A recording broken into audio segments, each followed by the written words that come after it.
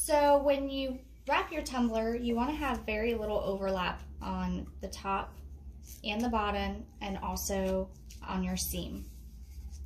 And for this press, what's nice is you only need 3 pieces of tape. Unlike when you're doing it in an oven where you have to tape the crap out of it in order to make sure you don't have any kind of white spots or anything like that. You just want to make sure you tape it nice and tightly.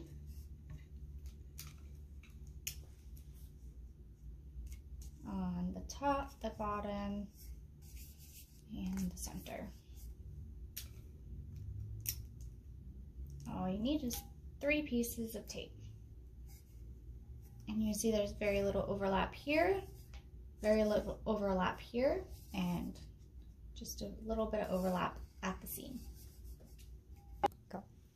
So our press has been heating up. It's been sitting for about 15 minutes for the temperature to even out. Just in case, I'm going to check.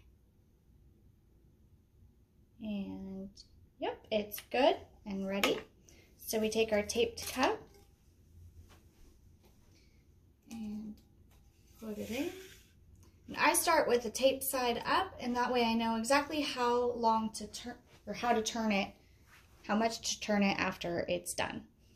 So then we put it in, press it in, and you'll notice that the temperature actually is dropping right now. This is because of the temperature of the cup. It's very cold, so it has to warm up to that 320 degrees. Once it warms up to the 320, that's the first setting temperature.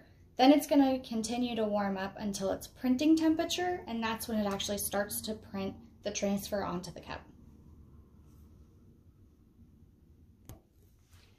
So once it reaches the printing temperature, you'll notice that it starts to count down.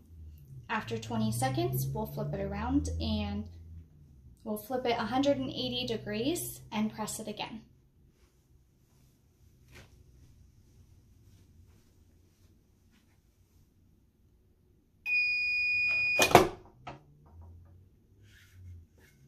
Rotate it 180 degrees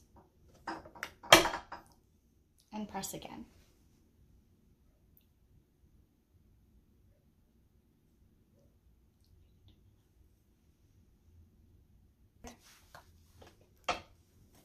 All right, so now let's open our cup.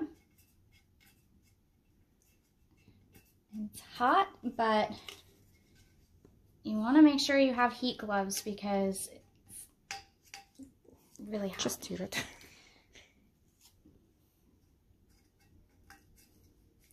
Peel the tape off.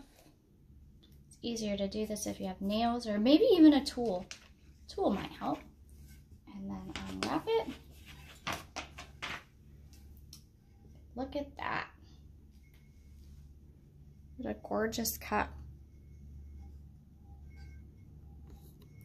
And I don't even, I can barely find the seam on this one.